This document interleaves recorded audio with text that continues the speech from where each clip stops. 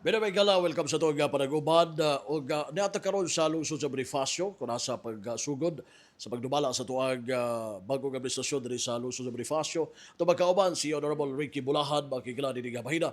Labot sa pag mainiton kayo nga gidawat no kaganiha sa pagsugod gyud no dili mga programs nga gihimo labi na sa mga katawhan diri sa lungsod sa Bonifacio. Unang kakuha na to sa pagdibaya si Mayor Ricky. Mayor, may gadto ganito. Mayong adlaw man mayong adlaw sa imong kauban o mayong adlaw sa ato mga katawan sa lungsod sa Bonifacio o sa Misamis Occidental. Okay, Mayor, by the way, no, ilabi na sa kinig mga priority na to, no, sa imong paglingkod karon o sa mga priority nga programs na to, ilabi na sa mga katawan din sa Bonifacio. Amo na maging at actually doon na may point sa agenda nga sa grupo among i-consider that the most top priority gyud na mo ang ato ang pagdala sa tubig nga mainom gikan sa tubod padulong diri sa lungsod sa Bonifacio. Okay. So, kinahanglan yung kayo ang tubig diri sa inyo sa lungsod sa Bonifacio. Mao ginay number one nga priority nga gisinggit sa atong mga katawhan. Oh. O so man ang tinubdan niya, haman ang tinubdan day Mayor. Ang ang tinugdan na to na nagyud dito sa Malindang. So prosesonon pa na siya kay mananghid pa ta this DNR sa atong ECC dayon mananghid po ta sa ato ang mga igsoong lumad sa Pambe o mga tag voting rights. Oh. Okay. Pero nakaplano nakahanay na sa inyo ang lantaw.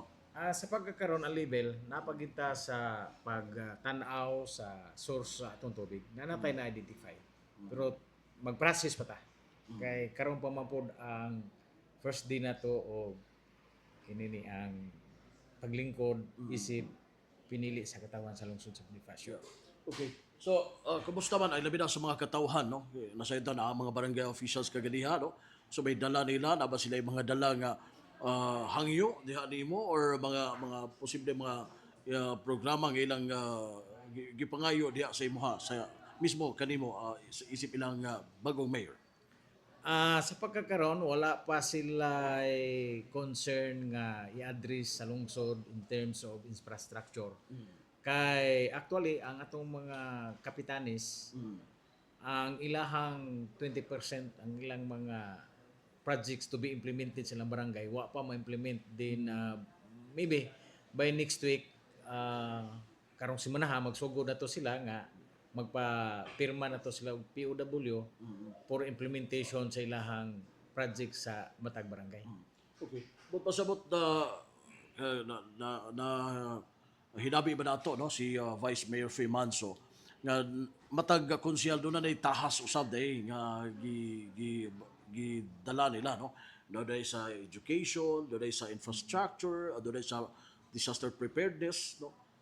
Mas makatabang kay nimo no isip mayor nga naa gyud ang inyong matag usa na ay kanabang rule no ilabi na sa paghatulog serbisyo. Naamang gina standard maginato ng mga standing committees. Yeah. So asa ang atong mga concern, so ato nato ma-address pod sa mga committees nga nagdala ana nga concern. So kana sila as Team Asinso magtinabagay gimi for the progress sa Bonifacio man. Wa ba tay target mayor kanabang within 1 month or 1 year nga mausab no kin dagway sa Bonifacio no manindot pa o mas mailag yun siya no ilabi na sa kalambuan. Ah Naaman ay standard na to nga ruling nga usahay kanang performance na to within 90 days kay required magina sa DLJ. During this time mura mo gud ta og tanaw nato karon diri mura ta kana bagong mang menu ba. Bagong menu pa so Obserba pa. kuan pa ta kana na ang magsikay-sikay sa ta in preparation sa next nato nga step nga plano. So number one atong tanaw na wa pa ta kibalo karon og unsay panudlanan nga nabilin nga pwede na to ato dayong i-start ang maong programa. So mulili pa ta sa panudlanan nato Sir Manny. Oh. Mayor, nakita lang po na ako kay baguhay lamang nakigtagbo ni mong taga Department of Agriculture ba to, no? O say mga possible gisgutan ninyo kay nasenta ang Bonifacio na agyon ang kinibang labi na sa kining panginabuyan ang mga basakan, no? Labi na sa lisgutan sa pagprogress sa aron nga mas mulambo, no? Ang panginabuyan sa mga katawa. Ang ganihang discussion na to sa taga-agriculture, perminti man nga doon gitay fertilizers nga ayuda sa departamento, gikan sa departamento. Dayon, gani, mao mo po ni programa ni gobernador nga matabangan gyud ang farmer. So, ang among gidiskussan in relation na to sa incoming release sa mga fertilizer. Okay. You mentioned, no, nga naagyo ng pagpalingkamot na sa atong probinsya, no. And during sa OT King, no, nindot kay mensahe ni Gov Henry and the rest, no, sila si Congressman Ando and si Congressman Andy, no. Og uban pa ng mga opisyalis. And kanimo isip mayor na ba sila kanang gihatag nimo nga gikan nila, no, tambag sa samahan sa probinsya ngadto ni isip mayor din sa Bonifacio. Gahapon nag-mention to si Governor nga there will be a meeting of the leaders. Siguro most possibly ako og si Vice ani. Nag-mention to siya gahapon sa message nga by Wednesday. So, padala man ta na whole Misamis Occidental mitingon niya kay aron mabuo ang one direction for Misamis Occidental ug sa lungsod. So doon ay yung direksyon na nakaangkla and kamo usab muuban, no, ang lungsod sa Bonifacio. Yes, align na to ang atong programa sa probinsya para nga smooth o paspas ang development. Kasi nakabitaan ni Mayor nga doon tay kanang amahan nga nagipanglantaw sa Dako kay bintaha. Kay kana bitaw base na to sa mga nailo in taon nga pamilya nga walay amahan. Lisod yun. Walay guidance nga kayo nga mahuna-huna ba. So, diri sa to visionary man ang atong mga provincial officials, ang gobernador, ang atong congressman, labi na karon nga napunan na pud ko sa ka-congressman. So, expected na gyud nga mas makita na to nga more development atong expected out of this situation sa Misamis Occidental o ngadto sa tong lungsod. Okay, so naagyo, no, kaniadto pa alaw sa mga taga Bonifacio si Gov Henry naagyo suporta magyo, no, through usab dimo nahimo pagang SB, no, karon naagyo ang gugma ni gobernador ang Bonifacio di gini kalimtan nagigit sa kasing-kasing ang Bonifacio kay ubot kwintahon ang nasuna-huna ni gobernador nga kana bang presultihan si Biblia nga nawala ang usa gibiyaan ang 99 kay gipangita gyud ang usa. So mao na kang gobernador nga mahimo no one left behind. So ang Bonifacio apil gid siya kasing-kasing ni gobernador. Okay. Salamat kay Labot Mayor and sa lantaw nimo, no, sa mga challenges ninyo labi na sa pundo kay medyo nagamit naman, no, sa previous nga administration. So sa imong lantaw ani dako ba ring challenge usab, no? Labi na sa inyo bagong ni dumala karon. Dakong challenge ug tan-aw na to ang deliver sa mensahe ni gobernador. Kanunay gining istorya niya nga kinahanglan kamao ta mangita og resources para sa tuwa kay iya manginigisuti sa iyahang sa probinsya wala gid siya mangutang ng mga project nga gipanghimo sa probinsya o mo na iyang ipadungog mo na nga siya mo na ipasuon sa iyahang mga kaanakan sa Misamis Occidental nga kamao mangabkab o prohekto kamao mo mangita og resources para mabuhi.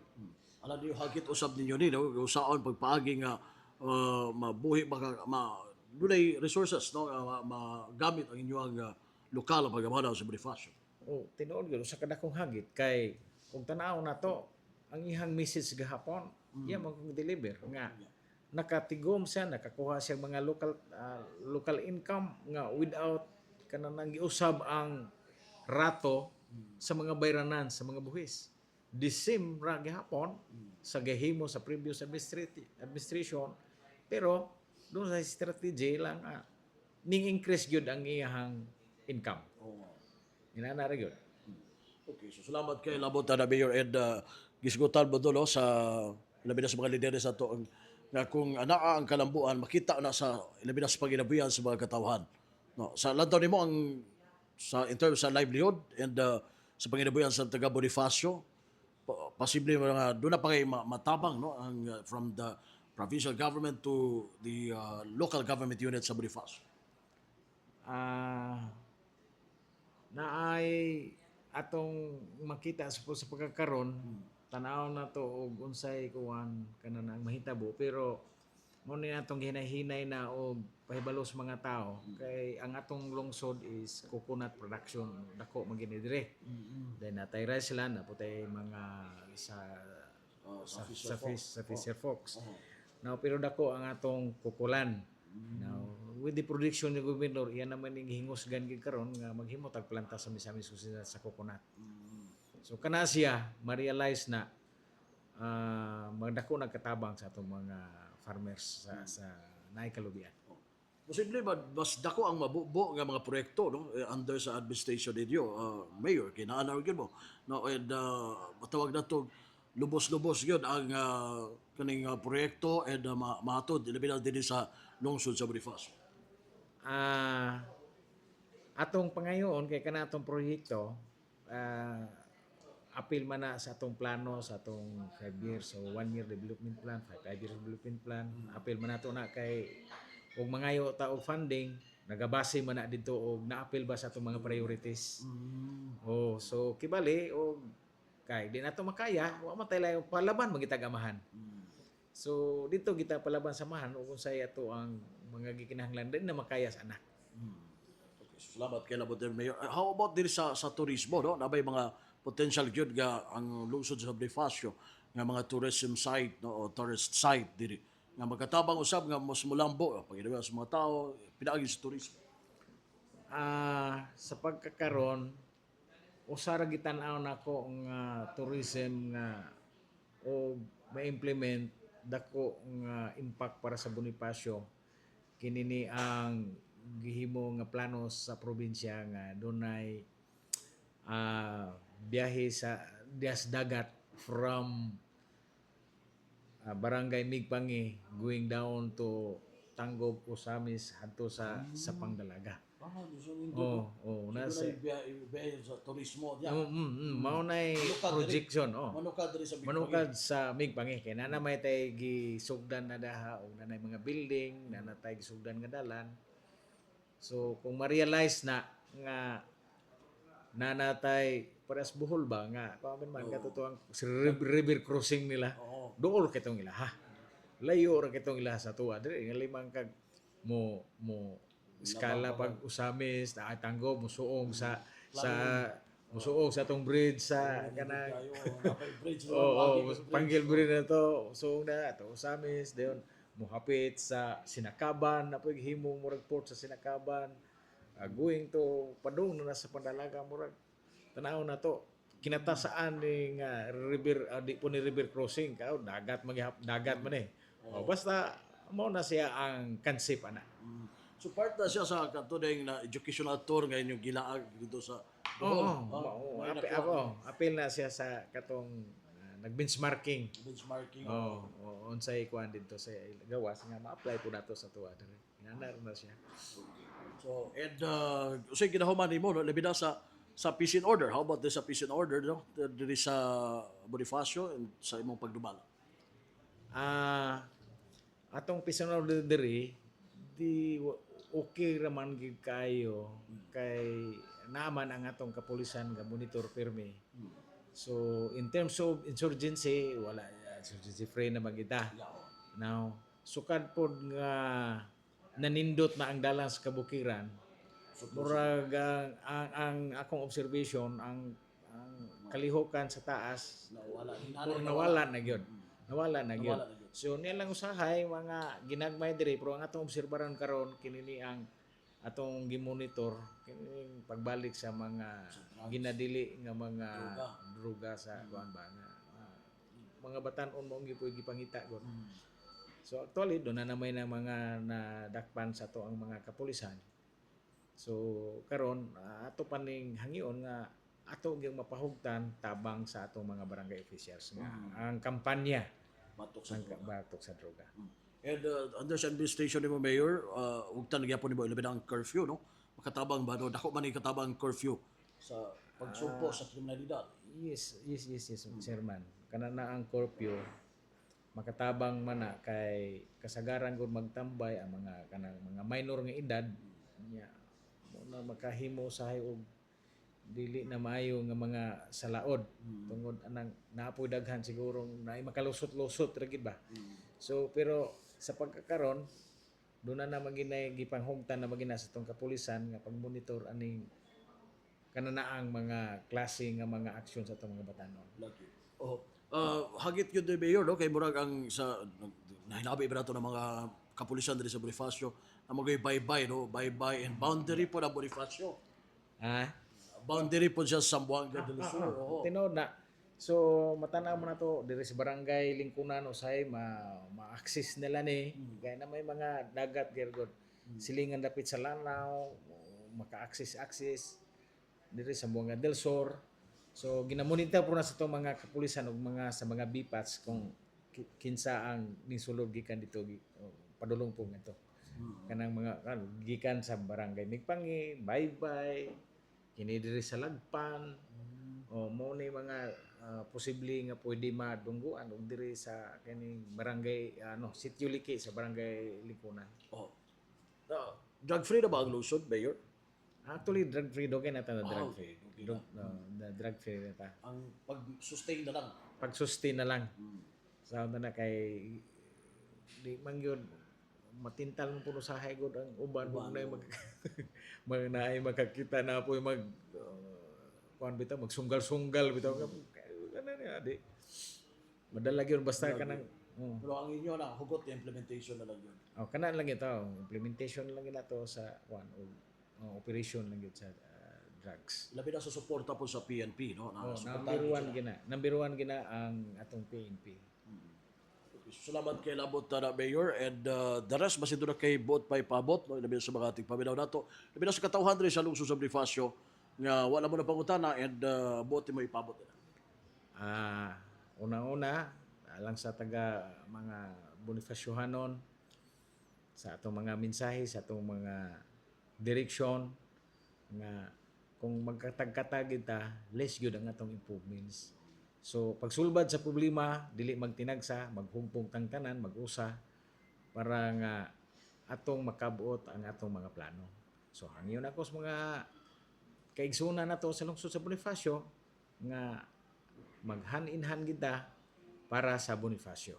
Dili lang ang inyuhang mga elected official kundi among gikinahanglan ang inyuhang pagsuporta sa tanan nga programa alang sa kayuhan sa lungsod sa Bonifacio. So kana lang, salamat kayo man, salamat sa imong grupo sa pagbisita karong adlaw nga maoy gitagda nga unang adlaw sa paglingkod sa tanang mga elected officials di lang sa among Bonifacio kundi whole Philippines magini og sa ngadto sa atong probinsya. Salamat, may hapon. Okay, salamat kayo ato na kauban si Mayor Reggie Bulahan ang ato Mayor din sa lungsod sa Bonifacio. Kauban ako sa WD45, Dodong Apargamento, sa WD8 Manuel, Oron Kilio G. Nagasalamat, may gadlaw.